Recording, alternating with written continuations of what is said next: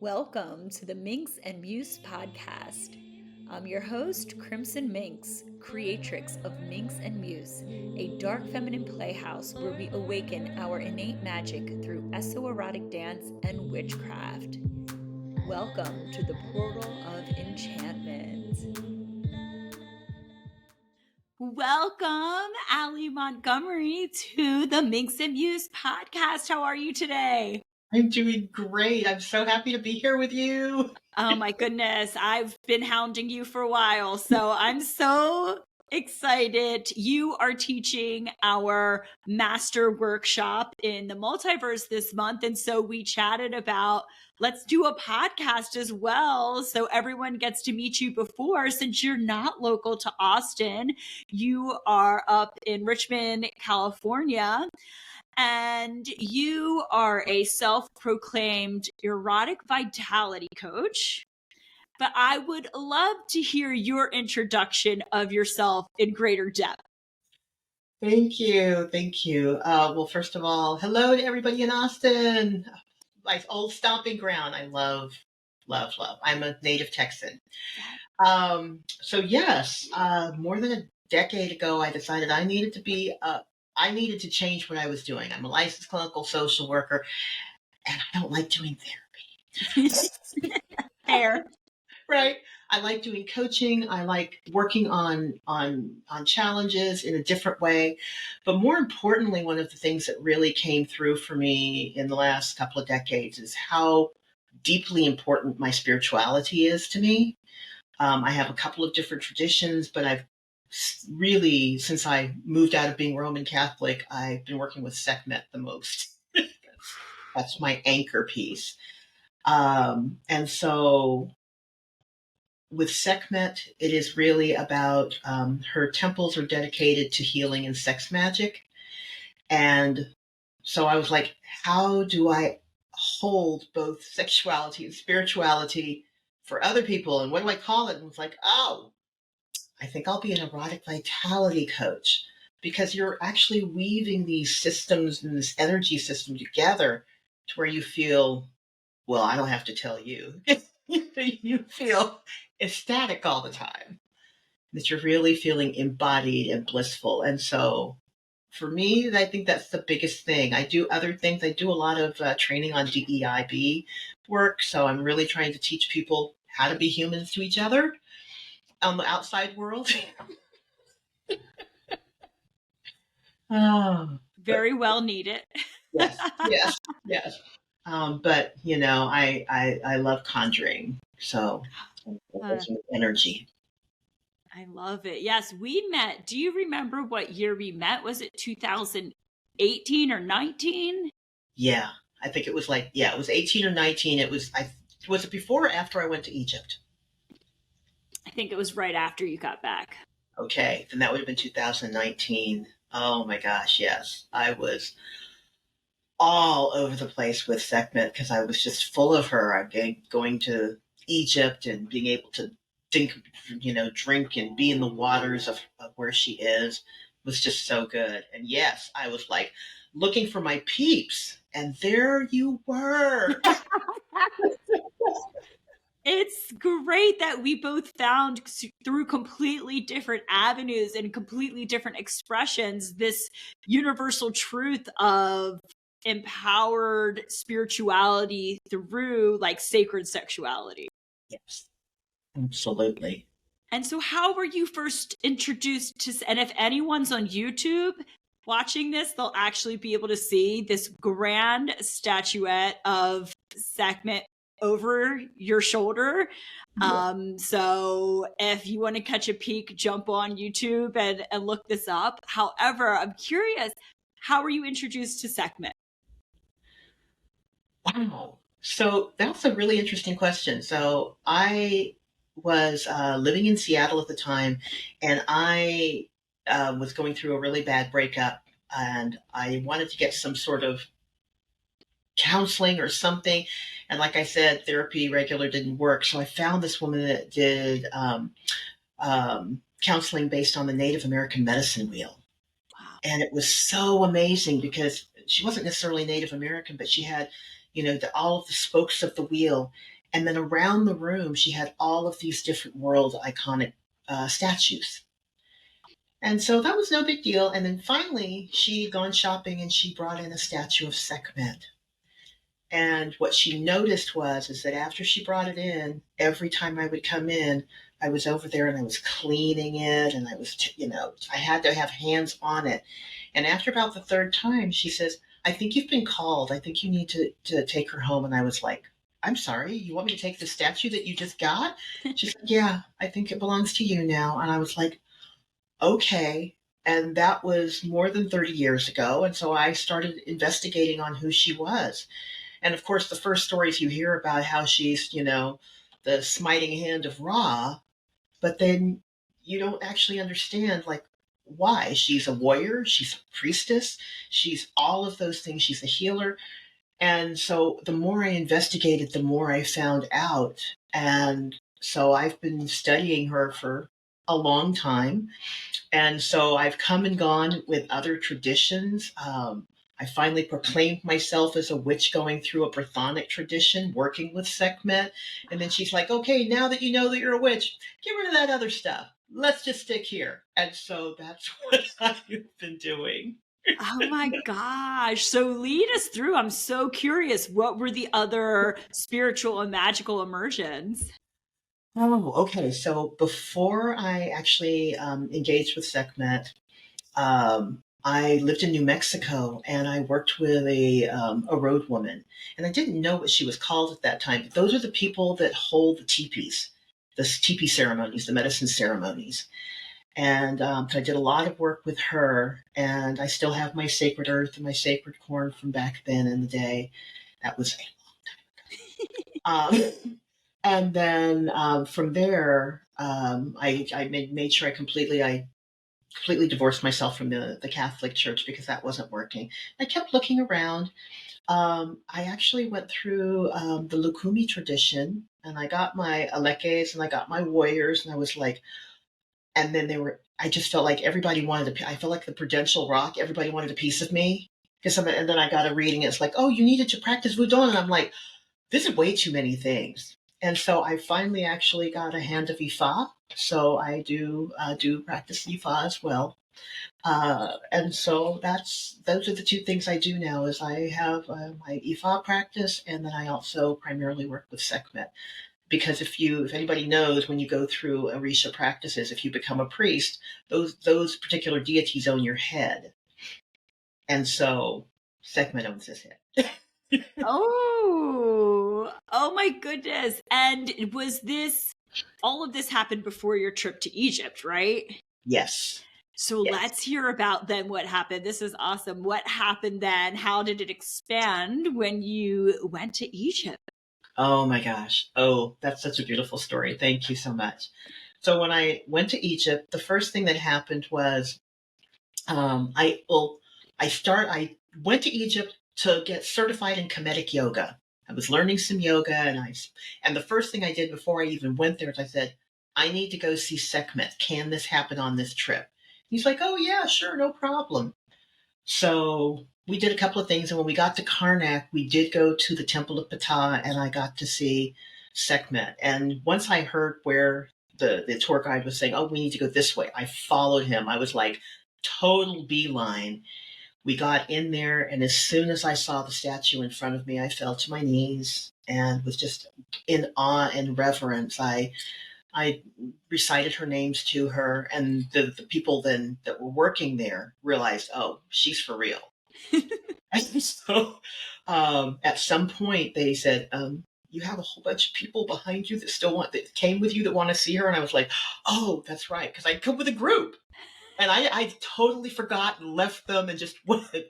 And so they put me in another part of the temple and had me, just really embody and be with the energies, and the rest of the people came through. And what ended up happening was the next day we were supposed to go to the Valley of the Kings and the Queens. And I said, "No, I have to go back. I need to go to the Kansu temple because I need to go see another Sekhmet. I'm being called." And they were like, "What?"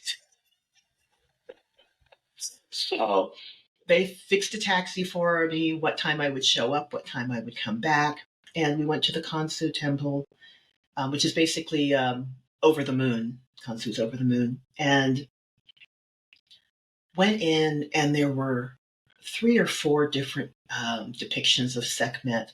Like there were some on the wall. There was one that was just a head of a lion that was on the ground. And I actually connected third eye to third eye. And when I was there, that one completely caused me to travel. Like I was someplace else. And when I finally came back from that, I went outside and I was with my partner, and there was this really big, full-size statue of Sekhmet, and they started connecting me with the statue. And the interesting thing is that in the ritual, I will have people cleanse themselves at their third eye, their heart, and their sex. And so they kept doing my third eye and my heart. When they asked, they looked at me and they said, "Is he a good man?" I was like, "Oh yeah, he's a really good man." And they did all 3 of those points, connecting him with Sekhmet as well. And I was like, validation. So good. And then they had us kiss right there. And I felt like, that was as deep a ceremony as you could possibly ask for. So then later that night, we were on the Nile, and I was called to put my left hand, which is your power hand in the ritual, at the base of his spine, and put my right hand on the back of his heart. And we had the most cosmic, full body orgasms I have ever experienced in my life. And I was just like, so for me, just through the energy connection. Oh, yes. It's all about the energy work. That's what I love to do. Yeah, it's all through the energy. It was amazing. And so one of the things that people learn as they work with me is that Sekhmet is syncretized with many different other deities like Bast and Mut and Tefnut. But there's one in particular, and this is the reason I went to the Kansu. She's not syncretized, she's hybridized with a deity named Min, who's a fertility deity and harvest. And so I've now actually, this is the season we're getting ready to move into working with Sekhmet Min. But the reason I love this particular one is when you see just Min, it is a completely black statue with 2 ostrich plumes and red ribbon and an erect phallus. And so the Sekhmet that I had been looking for in the Kansu temple was Sekhmet with an erect phallus. And for me, that's just like, yeah, she rocks it all. Come as you will. Yeah. Wonderful. What an adventure. Wow. Oh my gosh. And I love that your partner was integrated into it, and that like the confirmation of the sacred unity. Oh my goodness. And the sacred sexuality, which, we talk a lot about at Minx and Muse, and trying to understand our sexuality. As to me, I'm like thinking like, okay, eroticism, accessing sexual energy outside of intercourse, like as a way, right? And it feels like you literally experienced that outside of intercourse. Isn't that so interesting of how the different ways that we can access sexual energy? That's something that we're always trying to say. Sexual energy is accessible in so many different ways. And how you have said earlier, how it lights you up as you're just moving through your life. Absolutely. Absolutely. I will just say one of the things that I love about the ritual that I perform is that it's fully on, and I tell people, it can be anything for you. Sometimes Sekhmet will knock you out and then you feel great the next morning. I had actually, when somebody at my last ritual was like, "Oh yeah, I felt really good the next morning." I was like, that's exactly what needed to happen. Because everyone has their own individual relationship with her if they choose to do this. But other people will do the ritual and have full on orgasms. And then they're like, oh, yeah. I had one woman that did that. And she was like, oh my God, it's been years. That was so amazing. I need to tell my friends. And then she disappeared. Right? Because people are afraid of removing and holding all of that energy and being comfortable in it.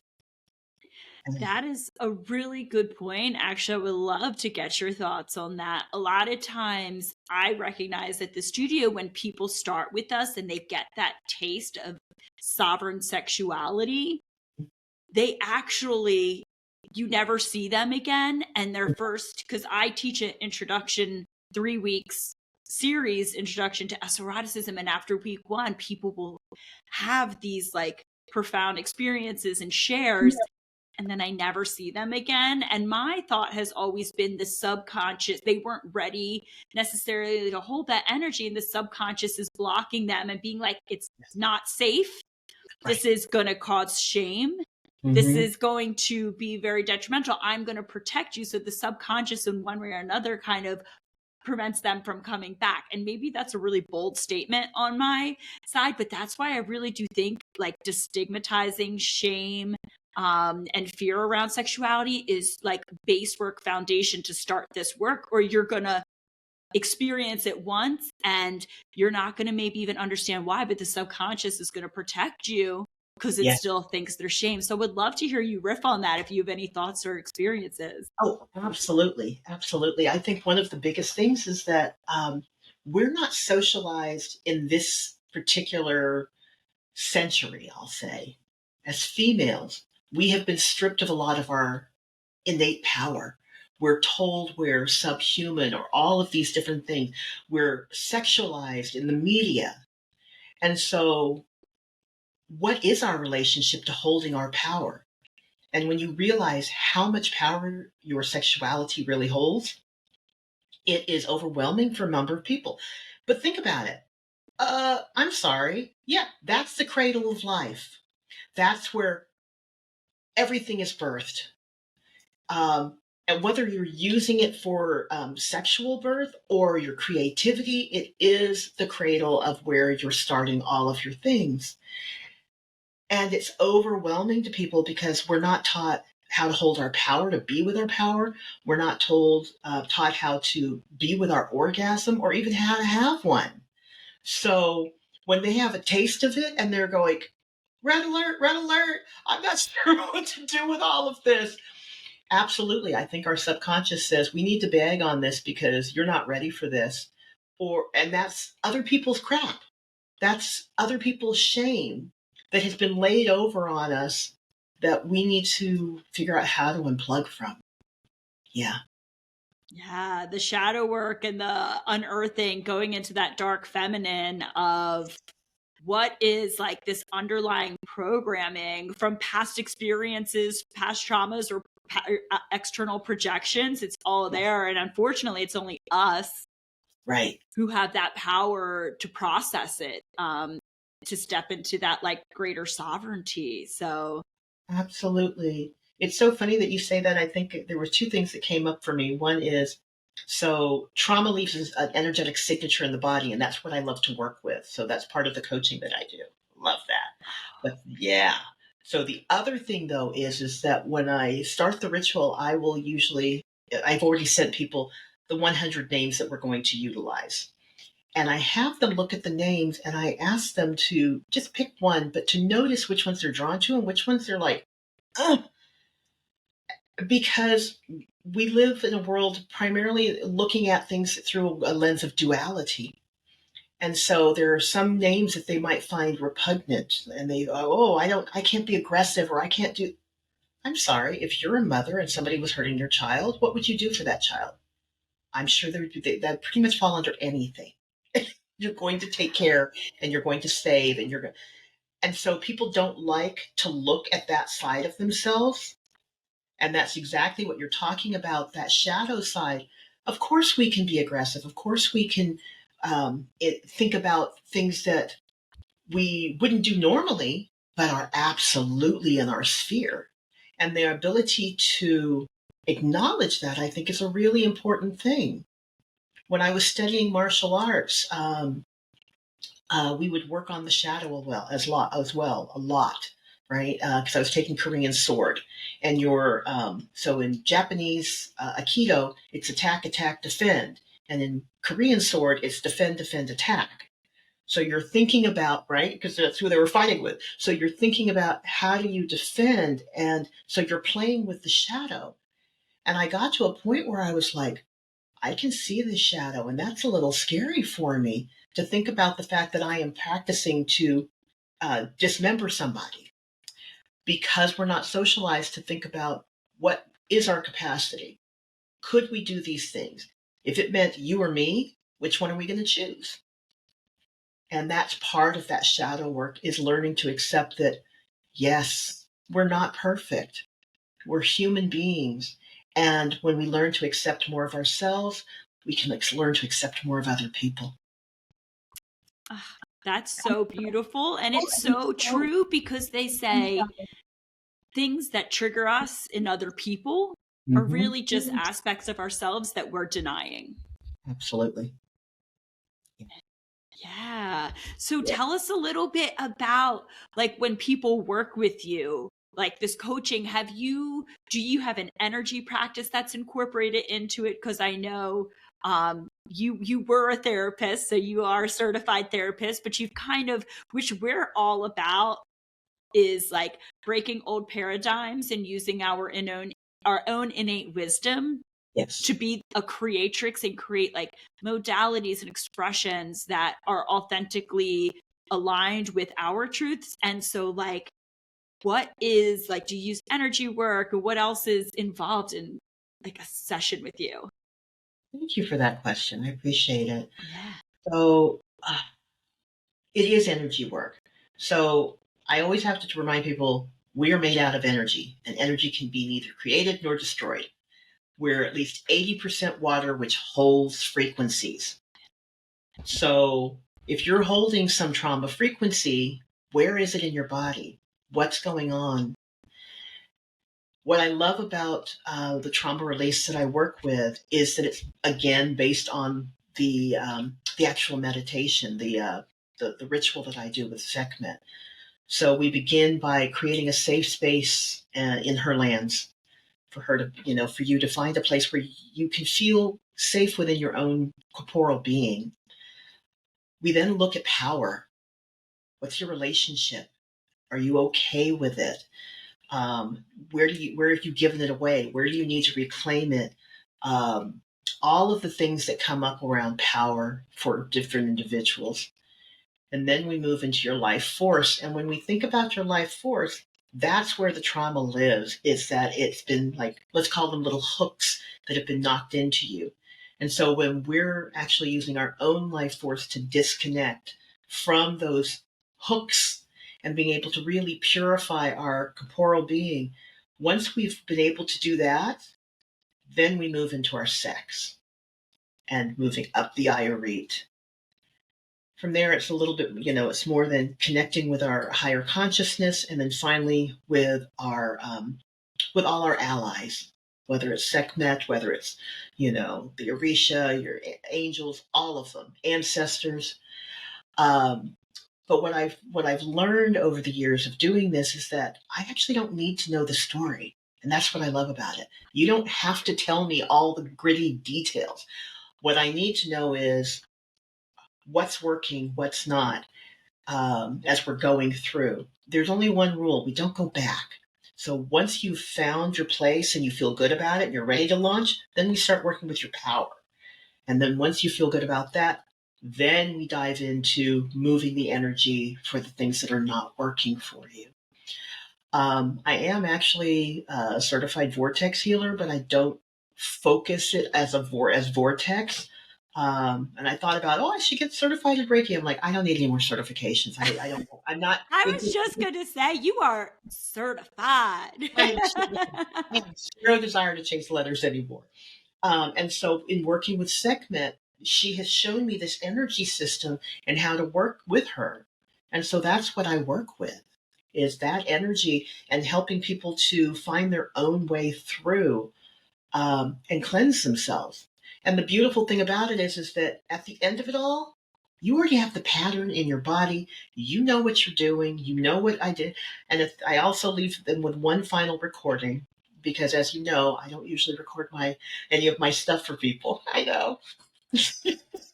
But I will give them one recording that they can keep with them, that they can continue to work. And it will touch on the different places where they might have had challenges or places they might want to brush up. So, yeah. Because the energy's imprints there. So it's accessible to kind of repeat, rinse. Yes. So, oh my goodness. And I really have found that some of the most powerful energy workers I've ever worked with are those who have really crafted their unique modality, rather than following to a T some kind of system that exists. And they've learned about other systems, they've practiced with other systems, but it's when they're able to like alchemize those into a like unique expression, I find that to be so powerful. And you let Sekhmet guide you into that, but you are ultimately the receiver and the expressor of it. Yeah. Yeah. I like to call myself the train conductor. And Sekhmet's the train. Because when you do the ritual, I often will say it's kind of like Drano for the soul. It just kind of moves it just moves energy through. Because people are like, I feel really lightheaded, or I'm really hot, or all of the other things. I'm like, yeah, you've moved some energy. And people don't realize that doing any sort of energy work, no matter how small, is it moves a lot in the body. It moves a lot in the body, just like if you get a massage. Yeah. I think some people may see it as passive, but Mm-hmm. when actuality it's very active Yes. in receiving. Yes. Yes. And the other thing is that I don't have to be in the same room with you because energy is transmitted anywhere. So I know a number of healers, specifically vortex people that work internationally with people. So I love that. It's like you get to be in the comfort of your own home when we're working together and moving things through. And and I try and make sure, have you set up for your aftercare? What are the things that you need? Yeah. One of our witches put it really amazing just a couple weeks ago. She was saying how, because she's active in our virtual membership, the multiverse, is that there's something very special about bringing this magic into our homes.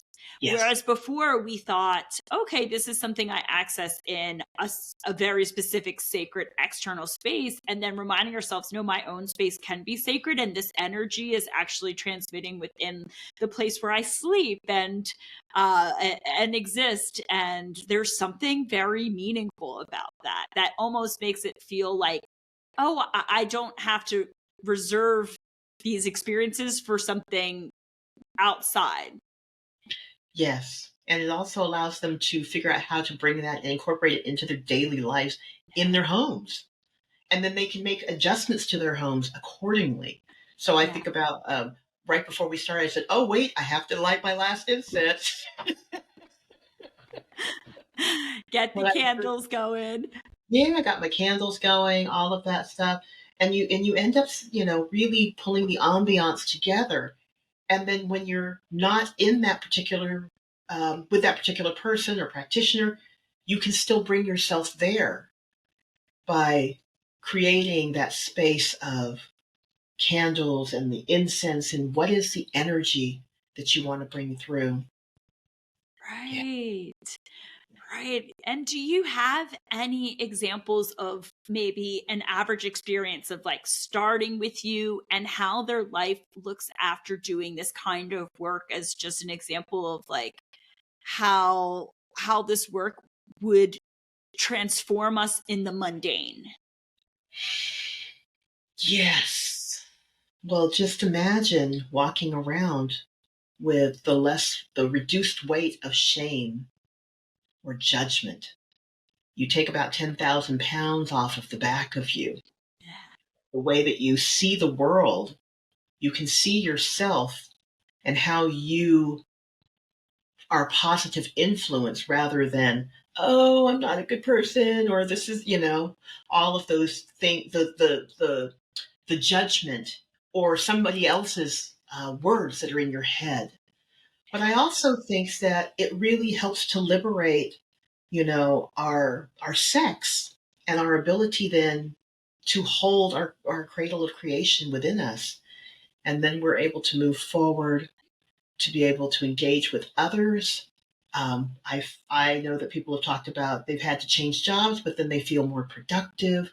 They find things that are more in line. They stop putting up with crap in relationships that are not healthy. Right? Snaps. Yeah.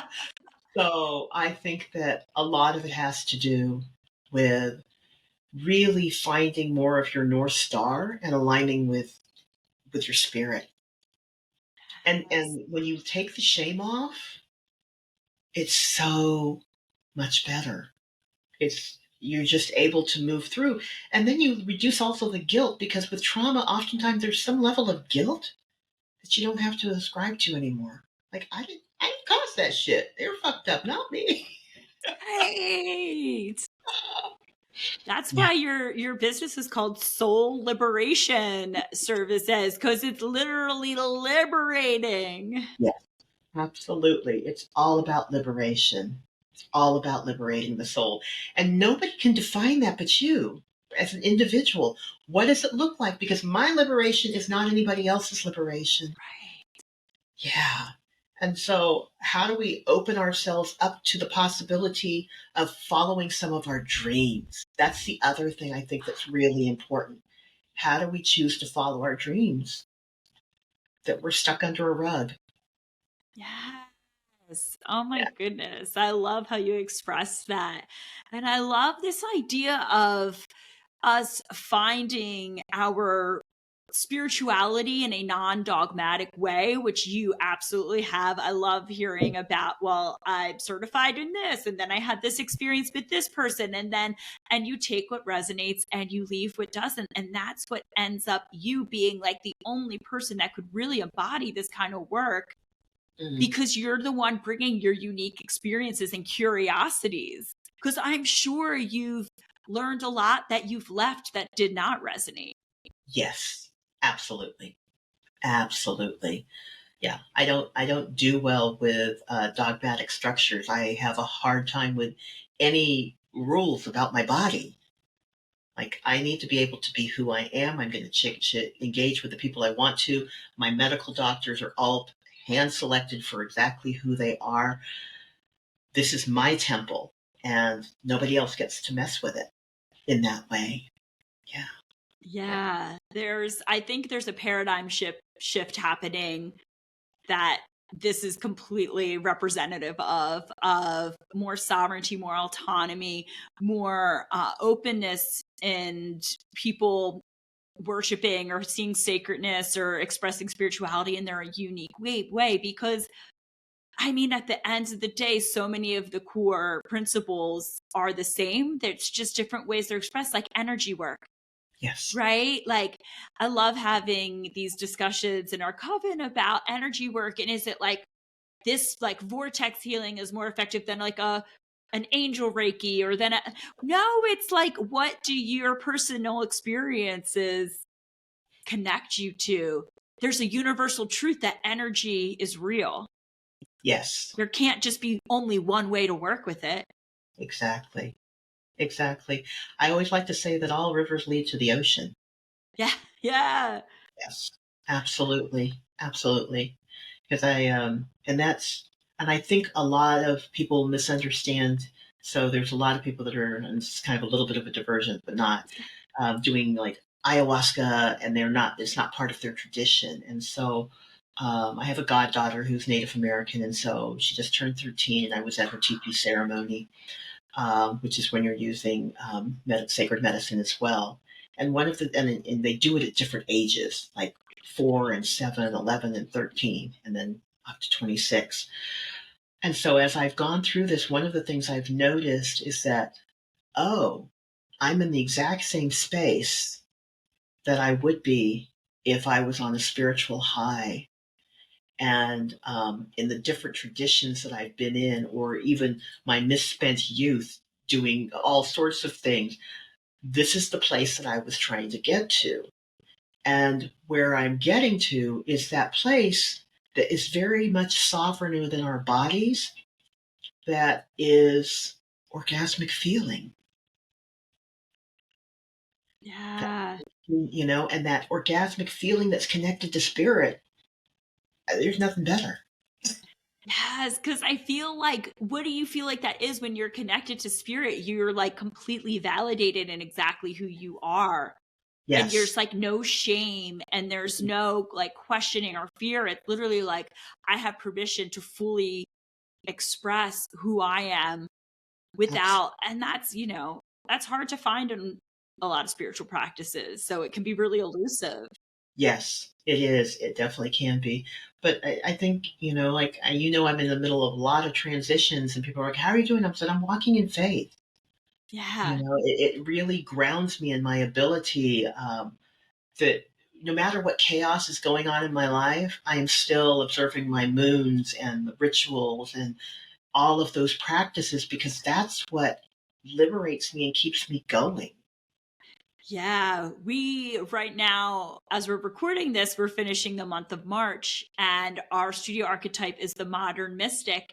And we were just having a conversation in the multiverse a few days ago of how these tools that we're learning as modern mystics, the idea is to weave them throughout your day and throughout your mundane world so that you forget that you're casting magic. It's just like, Mm, oh yeah, I forgot that that's like a mystical practice because it's so embedded that like, yeah, I'm following the moon, or I'm doing this prayer in the when I shower, I'm doing this before bed, or and it's not a separate. yes, It's yes. living magically, not Mhm. seeing that as something reserved for Sundays or ceremonial spaces. Yes, I actually start every morning by invoking her by the recitation of her 100 names. So Wow. that's what I do as soon as I wake up. And it was really funny because I didn't realize that, of course, my partner's memorized it. He heard it every morning. I'm like, oh, okay, thank you. So when he participates in things, he's like, he's always like, oh yeah, he knows them all. I'm like, oh, of course he does. That makes total sense, because I had never really heard him say them. But why Yeah. would it's not his practice? His support of me. Yeah, I love that. And I know this because you did do a ritual with us back in 2020. yeah, And I want to give you so much gratitude because, like you said before, you usually don't record these, and you're making an exception to record for our multiverse yeah. workshop. So thank you. You're welcome. But I am curious because I know, like, this deep devotion never, and this spiritual evolution never ends. Do you have any vision for yourself moving forward or intentions?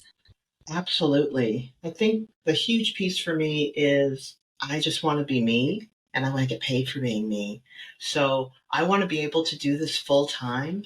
Not only do I do the rituals and do the coaching around it, I teach classes. And for those that really actually want to get deeply involved in Sekhmet, I do have a small community that I work with for those people that want to be devoted.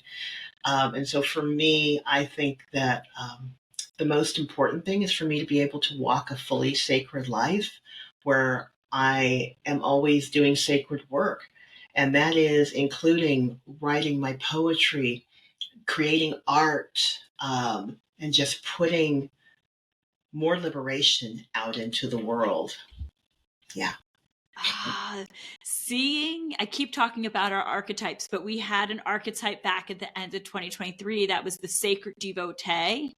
And Mm, I have to say, of all the archetypes we've ever worked with, and having worked with archetypes for years, that one was the one that hit me the hardest. And maybe it was because we worked with it during eclipse season last year, like mm. last September, but it it lit a fire of so much change that's been moving through my life, that is still lit in me right now. And motivating a lot of change that I'm going through. And it was all that reflection of, if I lived each day sacredly devoted, what would that look like? And it brought in creativity, and how important that was. The work I do, but how I engage with others, how I treat my home, what practices do I prioritize? How do I treat my body? Yes. Yes. And I love that you have learned how to lead and craft rituals to guide people, because it's not natural for people to live ritualistically or sacredly. So working with you, it's this awakening of, oh my goodness, could that be my mundane reality? Absolutely.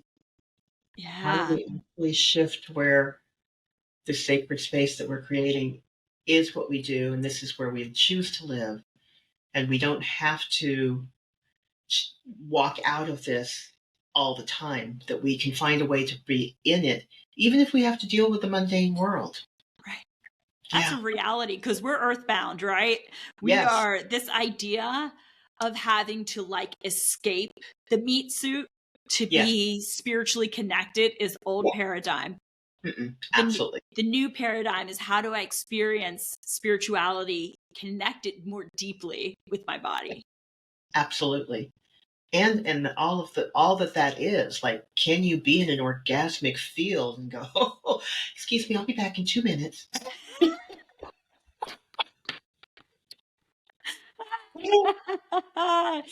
Isn't that a fabulous intention to have to deal with, to have to experience on the regular? Yes. I just need to be creative for a moment or two. Right. Yeah.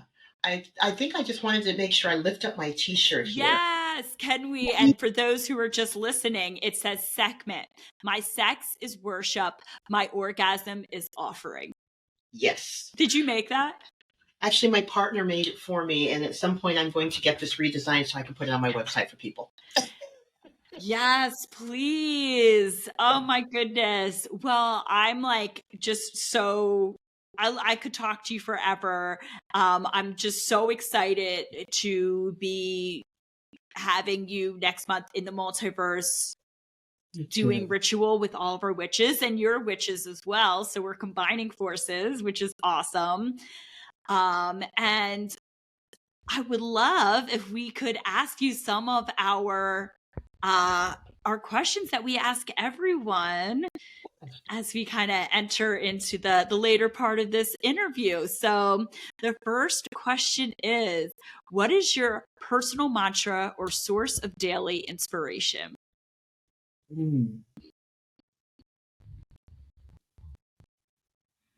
Personal mantra.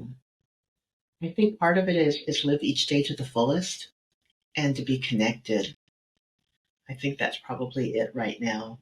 And it goes back to my sacred sexuality, the worship of that of the goddess, and the more that I worship externally and give that reverence, the more I'm sending worship to myself as well. And I think that that's a huge piece for me. Yeah. How do I bring myself up? It's crazy because, Ali, I literally just did a video on Wednesday saying explaining how, as we invoke, we evoke. Yes. And you literally just gave the perfect example of that, of why we would work with God. Because I should have asked that question earlier, well, why would we work with a goddess? Yes. So if you want, and to me, as we invoke externally, we evoke that same energy within ourselves. But if you would like to add on any other reasons of why we would want to devote ourselves to a goddess. Wow, there's a whole level for me that feels just purifying. I've been able to shed away things that do not work for me. Like, I realize, oh, okay, my peer group, but the people that I have around me now are such deep quality. I have shifted jobs. I don't take crap. I don't want it. Right? I'm really clear, like, this is the type of work I want to do, and I want to make sure that that I am held in the highest reverence and esteem.